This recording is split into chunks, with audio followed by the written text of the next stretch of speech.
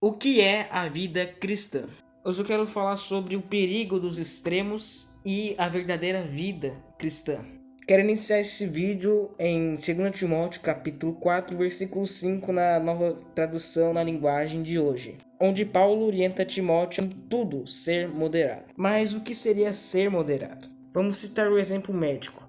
O médico pede para você ser moderado no alimento. Isso significa não comer demais e nem de menos. Ou seja, ser moderado é não estar no extremo. Quero apresentar o primeiro extremo da vida cristã, que é o demais, que é o legalismo, provavelmente o mais conhecido. Primeiro, seria bom dizer o que é realmente o legalismo, para não cairmos em outro erro. Não é simplesmente como algumas pessoas querem insinuar. Não é um zelo, pois o próprio Jesus exorta a uma igreja a ser zelosa. E Paulo diz em Tito capítulo 2, versículo 14, que fomos remidos e purificados para sermos um povo zeloso de boas obras.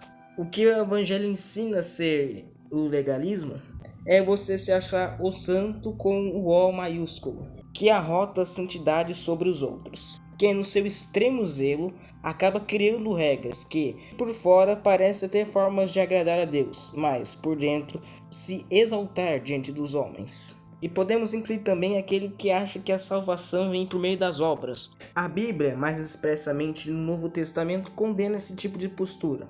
Por exemplo, em Colossenses capítulo 2, versículo 8, diz assim: Tende cuidado para que ninguém vos faça presa sua, por meio de filosofias e vãs sutilezas, segundo a tradição dos homens, segundo os rudimentos do mundo, e não segundo Cristo. E diversas outras passagens, tanto no Antigo, tanto no Novo. O pecado de ser legalista é a idolatria, é o culto a si mesmo e não a Deus. Você deixa de dar glória a Deus e começa a se glorificar, não só por meio de palavras, mas por meio de ações e de intenções. Mas não podemos, então, por causa dos legalistas, cair em outro extremo, que é a libertinagem.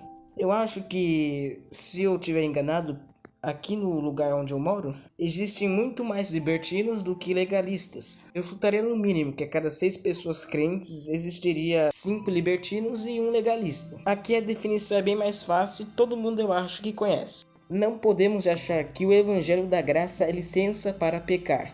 Como já dizia Charles Spurgeon, usam o mais puro do céu como desculpa para as mais impuras coisas da terra. Boa parte da Bíblia confronta essa ideia. Por exemplo, em Judas, verso 4 diz: Porque se introduziram alguns que já antes estavam escritos para este mesmo juízo, homens ímpios que convertem em dissolução a graça de Deus e negam a Deus, único dominador e Senhor nosso, Jesus Cristo. Algumas traduções trazem no lugar de dissolução de libertinagem. Isso é uma blasfêmia contra a obra de Cristo.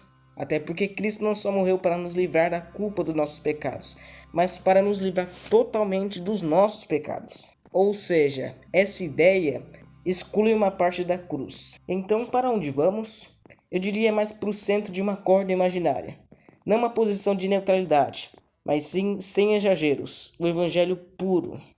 Mas como se manter acautelado e vigilante para com o pecado, mesmo sabendo que a salvação é pela graça? Isso parece uma ideia até contraditória, mas isso é simples.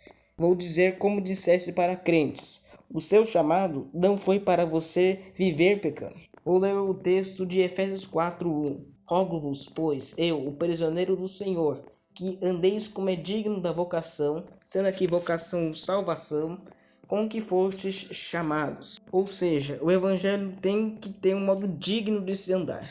Um modo de viver que honre o evangelho, com que você foi chamado. A nossa salvação deveria gerar em nós a gratidão que Deus espera. E essa gratidão implica numa renúncia, uma renúncia para honrar o seu chamado. Também vale ressaltar o texto de 1 Coríntios, o capítulo 6, versículo 12.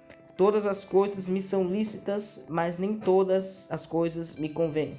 Todas as coisas me são lícitas, mas eu não me deixarei dominar por nenhuma.